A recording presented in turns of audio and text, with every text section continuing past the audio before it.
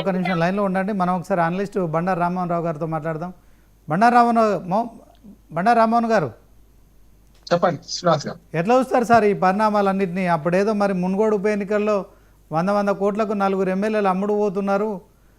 BJP మున్గోడులో ఇదే కీలక అంశము. దాంట్లో కేసీఆర్ ఖచ్చితంగా మరి ఒక టాస్క్ పెట్టాడు. ఆ టాస్క్లో నేను వెళ్ళాను. కేసీఆర్ నన్ను 3 రోజులు ఆయన ఇంట్లోనే ఉంచారు. నా సెల్ ఫోన్ కూడా నాకు ఇవ్వలేదు. ఒక రకంగా గృహ నిర్బంధం చేశారని చెప్పి గోవాల బాలరాజ్ చెప్పడం కావచ్చు. ఇప్పుడు ఆయనే మళ్ళీ ఏదైతే బీజేపీకి సంబంధించిన పార్టీ మారడానికి 100 కోట్ల రూపాయలు తీసుకున్నాడని జరిగిన ప్రచారం కావచ్చు, ఆయనే ఇప్పుడు బీజేపీ పార్టీలో పోవడం కావచ్చు. వాస్తవానికి అప్పుడేం జరిగింది, ఇప్పుడేం జరుగుతుంది? గువ్వల బాలరాజునే ముందుగా బీజేపీ టార్గెట్ చేయడం ఆంతర్యం ఏంటి చెప్పండి సార్. శ్రీనివాస్ గారు, మీకు అట్లాగే పవన్ గౌడ్ గారికి, తిలక్ గారికి నాకు 99 ప్రేక్షకుల నమస్కారం. వలువలు ఉన్న రాజకీయాల్లో ఏది మాట్లాడినా కష్టమే. ఎందుకంటే అందరూ ఇలా పాపం తలా పెట్టుకోడు. ఎవరు పత్తిత్తులు గారు ఇవాళ ఇక్కడ ముందైంది కూడా కాదు. గాయారాం సంస్కృతి హర్యానాలో అప్పుడు భజనల నుంచి మొదలైంది. తర్వాత బహుగుణ ఇవన్నీ చూస్తే దేశవ్యాప్తంగా మొదట్లో గాయారాం సంస్కృతి మొదట్లో కాంగ్రెస్ లో ఉండేది.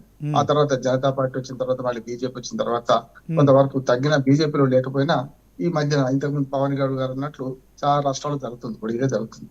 వాషింగ్ పౌడర్ నిర్మాణం వస్తుంది కాదంటలేదు. కాకపోతే కొంచెం ఇంకా పూర్తిగా వలవలు కూడకుండా మాకు రాజీనామా చేసి వస్తేనే మేము పాటిస్తాం, మంచి రాజగోపాల్ రెడ్డి గారు తెలుసుకున్నా, ఇతరతలు తెలుసుకున్నా కొంత పాటించే ప్రయత్నం చేస్తున్నారు వాళ్ళు.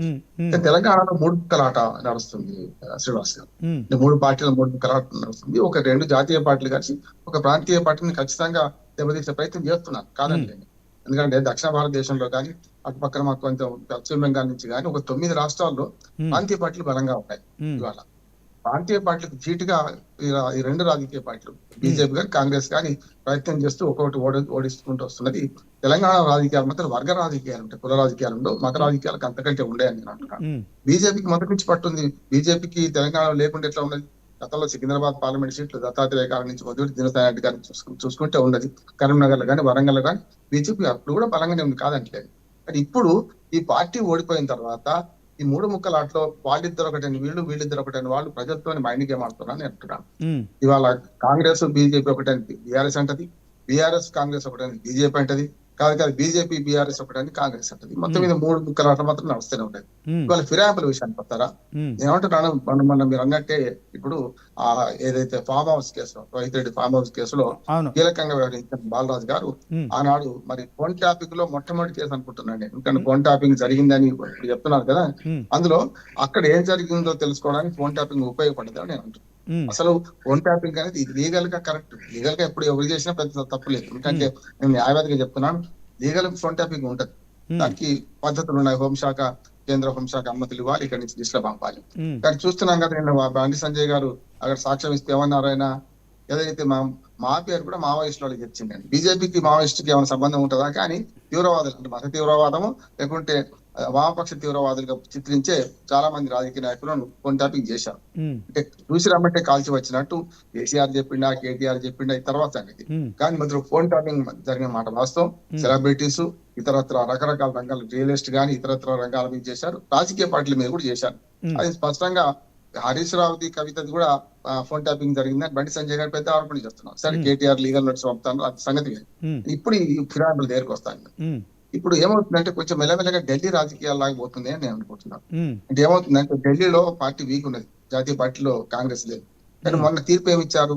2 సార్లు గెలిచిన, 3 సార్లు హ్యాట్రిక్ కొట్టిన, మొదటిసారి 49 రోజులు ఉన్నా కూడా ఆమ్ ఆద్మీ పార్టీని ఓడించి మొన్న బీజేపీని అక్కడ గెలిపించారు ఢిల్లీలో.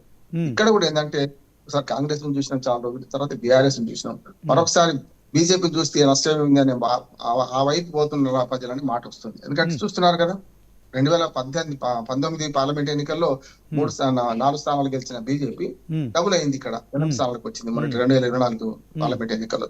అట్లాగే అంతకుముందు 5 సీట్లు, తర్వాత 1 సీటుకు వచ్చిన రాజసింగ్ ఒకటి గెలిచారు 2018లో అసెంబ్లీలో. మరి మొన్న మళ్ళీ 8 అదృష్టంగా ఎంకే ఉన్నట్టుంది బీజేపీకి. ఎందుకంటే ఆంధ్రప్రదేశ్ లో 8 మంది ఎమ్మెల్యేలు, ఇక్కడ 8 మంది ఎమ్మెల్యేలు, ఎంపీలు కూడా 8 మంది అయ్యారు. కనుక ఇప్పుడు కొంచెం ప్రజల మూడు ఎట్లా ఉంటది అంటే, ఈ 2 పార్టీలను చూసినాం కదా, ఒక పార్టీని చూద్దాం మరోసారి అనే మూడు పోతుందా అని ఇట్లాంటి వాళ్ళందరూ. ఇప్పుడు 3 చేపల కథ ఉంది కదా, మనకు మందబుద్ధి చేప అక్కడే ఉండిపోతుంది. వీళ్ళందరూ తెలివి కలవాడు. దొరుకుతుంటారు. కానీ తెలుగు కళ్ళ వాళ్ళందరూ ప్రతిసారి రాజకీయాలు క్లిక్ కావడం లేదు. ఇంతకుముందు పవన్ గౌడ్ గారు అన్నారు కదా, ఆయన పోతే అక్కడ ఏం జరుగుతుందో తెలియదు కదా.